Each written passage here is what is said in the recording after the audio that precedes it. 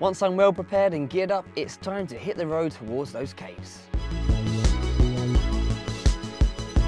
Well, it's a beautiful day here. We are in Perak, which is about a 2-hour drive from KL.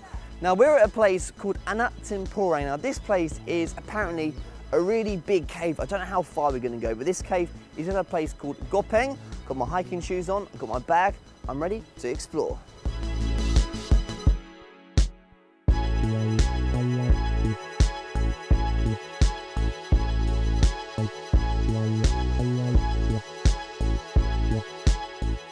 Well, this is fun. I feel like I'm playing dodgeball with some trees because we keep coming down and they keep coming down. We've got to jump up and down, but luckily we've got this head protection.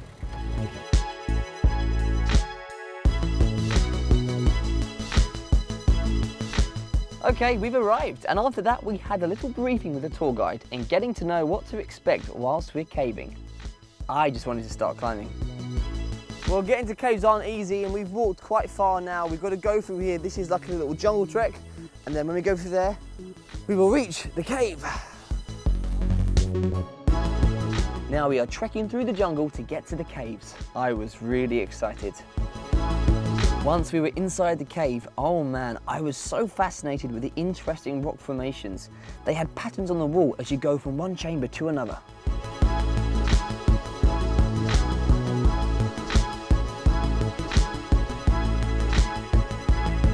Well, this cave's so good because everywhere you go is like a challenge. I mean, I thought it'd be a simple cave. I've been to many caves before. This one though, you've got to duck under, you've got to climb over, you've got to jump over things. It's really cool, it's really challenging.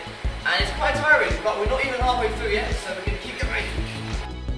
Despite its size of a mere length of 1 km, no one can argue that this amazing cave offers beauty and charm. Gua Anak Temporang is a river cave with several entrances and has various levels of passages. So, we estimate this is around 300 to 400 years. This one. Okay.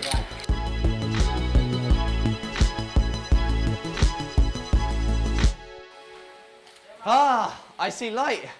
We are finally out of the cave, and you know what? That was probably one of the most fun things ever. Not only was it great seeing all these fossils and crystals inside the cave, but it's such a fun experience. You get to climb through, you get to jump over. It's actually quite physically challenging, but you know what? I'm out and I can do that again. Ah, just being out in the nature feels so refreshing. Trekking back from the cave, we stopped by the river to cool down. And now we head to our next activity. So we just journeyed down here to the river and we are gonna now do some water tubing. This thing is you go around in a rubber ring like a donut and you just lounge and you get to experience the flow of the river and it just takes you on a journey. So let's go tubing. But first, let's hear some safety tips. So practice done. Now we're gonna take the tube and roll.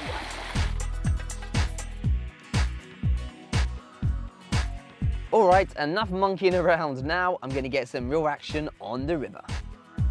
I've never done anything like tubing before. It's my first time and I was not expecting that. I mean, it's just so relaxing. I mean, the weather's just so awesome. You sit down on a tube and you just let the river take you. So you sit down on the tube and it just goes round and you just enjoy basically. I mean, sometimes you've got to maneuver yourself. You've got to swim left or right and make sure you don't hit the rocks because it can be dangerous, but it's just great because you can just enjoy the river and just chill and relax, and the weather's so nice. Honestly, that was just so much fun. Oh yes, I would definitely do that all again. After that long day of caving and tubing, we head back and rest to gain more energy to explore the light.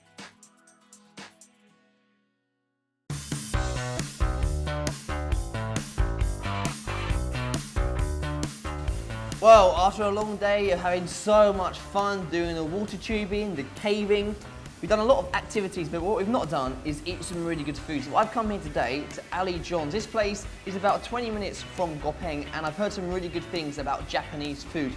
Now, I've not tried Japanese food so far on this trip, and here, there's some really good reviews. They've got Japanese crepes, they've got Japanese food. This is teriyaki chicken, which I've ordered with a peach lemonade. So, without further ado, let's have some Japanese food.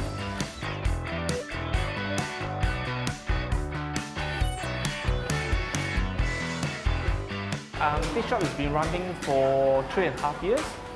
And why I choose Japanese crepe and Vietnamese coffee, and I do some Vietnamese main course as well, because I found that there is not many Japanese restaurants in Kampai area, and especially Japanese crepe. I can say it's the only one in Perak. After that delicious dinner, it's time to get to know Perak's nightlife. And we managed to find Perak's famous night market.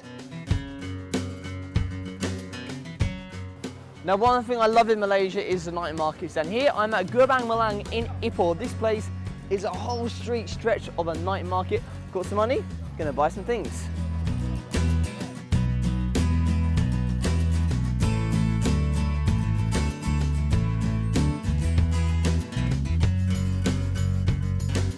I found my home. We have the home of the Masalay shoes.